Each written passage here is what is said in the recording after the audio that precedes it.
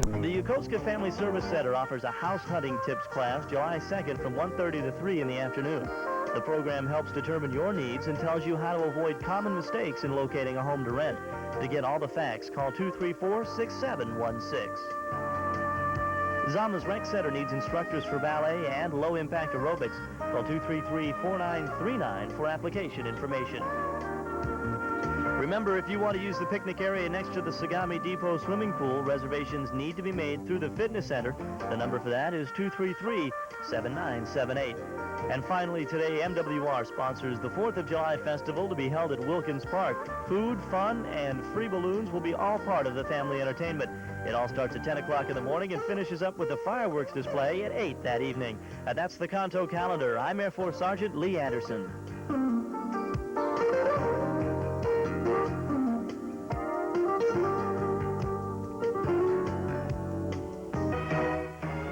The sights and sounds from home. This is FEN Tokyo, TV 11.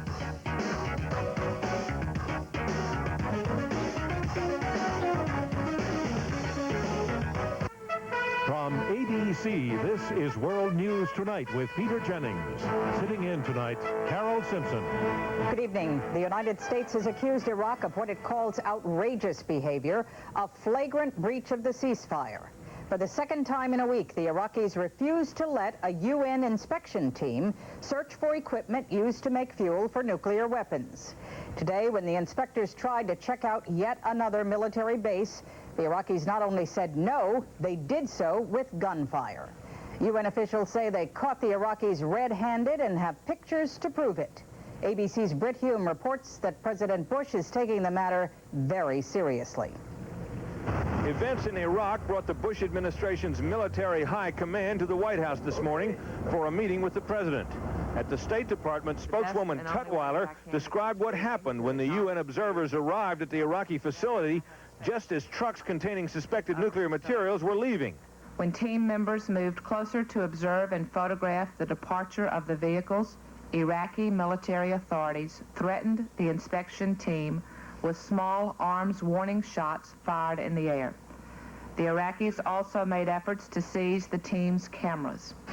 As he left the White House for a weekend in Maine, the president told reporters he was very concerned about the episode. Later, aboard Air Force One, he elaborated. We can't, from the U.S. standpoint, permit this brutal bully to go back on what was a solemn agreement and to threaten people that are there under UN jurisdiction.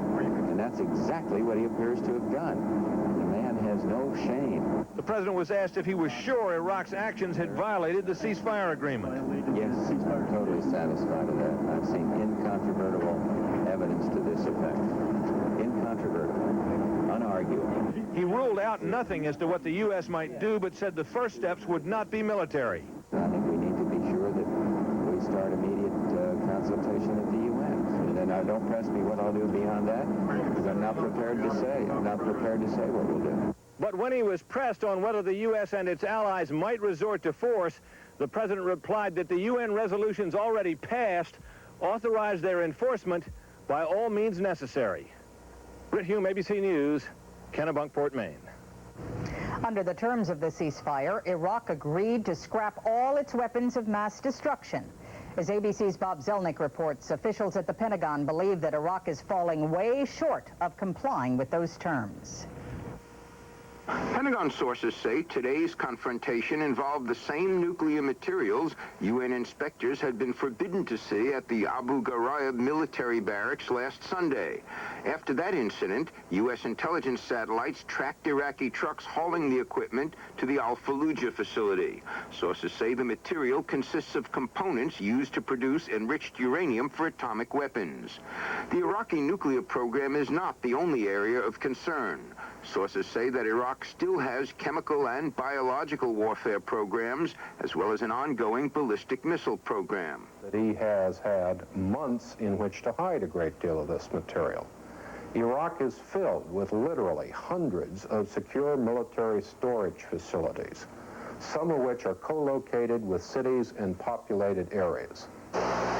That restricts the bombing options available to the U.S., even though it has an aircraft carrier operating in the Persian Gulf and a wide range of strike aircraft based in Saudi Arabia. At the UN this afternoon, the Secretary General dispatched a special team to Iraq to demand the inspectors get what they need to do their job. Total freedom of movement, immediate access to the places which they wanted to visit, and of course the security of the mission. Tonight, Saddam Hussein announced that he was instructing his military to cooperate with UN inspectors. No one here is ruling out military action if his word again proves false. Bob Zelnick, ABC News at the Pentagon. In a moment, looking for someone to fill Justice Marshall's shoes. Word of a ceasefire between Yugoslavia and one of its breakaway republics, and our person of the week, a passionate believer in children. When I was growing up, back in Iowa, we had what we called volunteer plants on the farm. They just planted themselves wherever they happened to land, nourished themselves, and grew. Well, since we've moved overseas, I've found that volunteering's like that for me. Wherever we find ourselves, I find volunteer work to do that helps me grow. At first, I didn't think I had any special skills that anyone would want. But I found out if you just look around at what needs to be done, you'll find something that's just right for you. For me, it's working in the hospital. And now that I've had a chance to see what it's like, I've found I really enjoy it. And I hope to use this experience to get a job when we move back to the States. So, if that makes me a volunteer plant, then I'm one in full bloom. If you aren't doing it now, you really ought to give volunteering a try. It's a great way to grow. Monday, after announcing his retirement, Justice Thurgood Marshall met with reporters at the Supreme Court today for a demonstration of the kind of wit and spirit he's shown in 24 years on the high bench. There was a lot of speculation today about who his replacement will be. President Bush promises to have a name within a few days. Here's our law correspondent, Tim O'Brien. At the White House, Chief of Staff John Sununu was sounding out key senators on the phone. Aboard Air Force One, President Bush was promising a nominee for all Americans. Get out of there. But all over town, administration officials were floating the name of Federal Appeals Court Judge Clarence Thomas. He's 43 years old, conservative, an outspoken critic of affirmative action, former head of the Equal Employment Opportunity Commission. But Thomas's nomination, which would likely produce a confirmation fight, is anything but assured. Other names mentioned include Appeals Court Judge Edith Jones and 3 Hispanic judges, Ricardo Hinojosa, Emilio Garza, and Ferdinand Fernandez.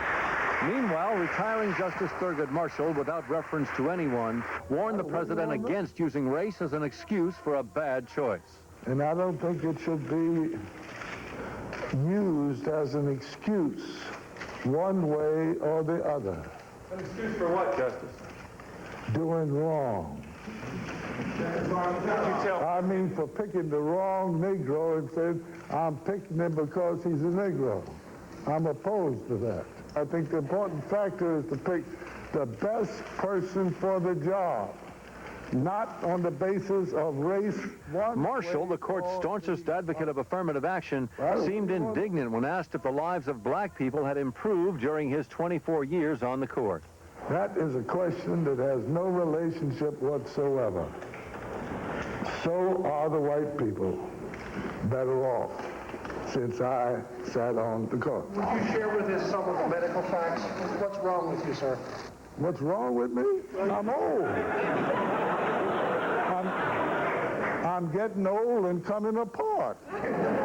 The justice insisted he had no plans to write memoirs about his extraordinary life on and off the bench, but when asked, Do you have any plans for your retirement? Yep. Sit on my rear end. Tim O'Brien, ABC News, Washington. Still in Washington, the battle over sweeping new anti-crime legislation has cleared a major hurdle. The Senate has agreed on a controversial new bill that would make it tougher to buy a gun. It is a bill that may never have come to the floor if it weren't for President Reagan's former press secretary Jim Brady and his wife Sarah. Here's ABC's Jim Wooten. After days of haggling on and off the floor, the Senate finally found a majority for a hybrid version of the Brady bill today. It blends a waiting period for all handgun purchases with a national database for checking on those who want to buy them. The margin was comfortable, 67 to 32, and the Bradys were pleased. They'd come to the Capitol to monitor the legislation they've been pushing for years, and they watched Democrat Metzenbaum of Ohio and Republican leader Dole hammering out the compromise that puts an immediate 5-day waiting period between the purchase of a weapon and its delivery. The original bill had called for 7 days. It also provides $100 million federal dollars to help states build a national network of criminal records for checking the background of those who order guns from licensed dealers. Not everybody was happy. Streets of America will not be safer tomorrow or next year by the passage of this law. The National Rifle Association and President Bush had endorsed a version with an instant background check, but it was defeated in the wee hours this morning as unrealistic. The version passed today gives states 5 years to install a computer system and penalizes them and the Justice Department if they don't meet their deadlines. After the vote, Brady was asked how he'd lobby the president now. It's a good bill, and you're a good man and signed it. Thank you very much. Thank you. Until it is signed into law, the Bradys intend to continue their efforts. Jim Wooten, ABC News, Capitol Hill. A Georgia man has been convicted of sending the pipe bombs that killed a federal judge in Alabama and a civil rights lawyer in Georgia 18 months ago. The prosecution described Walter Moody as a stealth bomber, carrying on a one-man war against the federal court system. He faces life in prison without parole. People in the Los Angeles area were jolted early this morning by a big earthquake deep in the earth under the San Gabriel Mountains. The quake, which measured 6.0 on the Richter scale, damaged hundreds of buildings, shattering glass and knocking things off store shelves. One hardware store had to clean up some spilled insecticide. The quake is blamed for at least 2 deaths and dozens of injuries. When we come back, Yugoslavia's central government claims to be in control of a rebellious republic.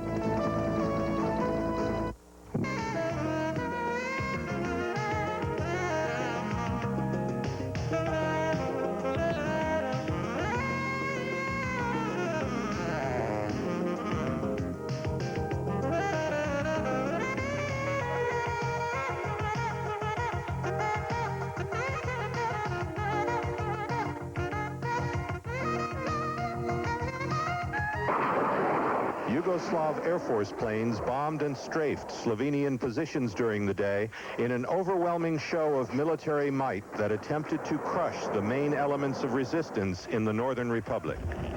In this encounter, a convoy of Slovenian trucks was attacked from the air. A number of civilian truck drivers were killed and wounded. It was one incident in the federal strategy of isolating the republic from the rest of the region and trying to overwhelm its lightly armed troops. In a day of heavy fighting throughout Slovenia, federal troops from the regular army moved against local militia soldiers and policemen in a coordinated offensive. In some cases, regular army troops gave themselves up to the rebels rather than take part in the fighting. The army includes several thousand conscripts from Slovenia, some of whom have no desire to do battle. Just to the south, in neighboring Croatia, civilians are being treated for injuries suffered when they tried to stop a convoy of Yugoslav army tanks. More than a dozen people were wounded in the incident. The ceasefire that was to take effect tonight was announced on national television by the federal Prime Minister Ante Markovic, who appealed for negotiations to stop the bloodshed. After 2 days of serious combat and months of sporadic shooting, it is not yet clear whether this phase of the fighting has stopped. John Lawrence, ABC News, Zagreb, Yugoslavia. In the Israeli-occupied territories today, Palestinians have gone on strike for the day to protest Israel's annexation of Jerusalem 24 years ago. The strike is a tool the Palestinians have relied on throughout their 3.5-year uprising. But since the end of the Gulf War, they've been putting their strategy through a major re-evaluation. Here's ABC's Dean Reynolds. You can spot the changes on the skyline. In some cities, not a Palestinian flag in sight. On the facade of West Bank shops, the political slogans are gone. At the newly opened universities, the demonstrations have disappeared. Today, football has replaced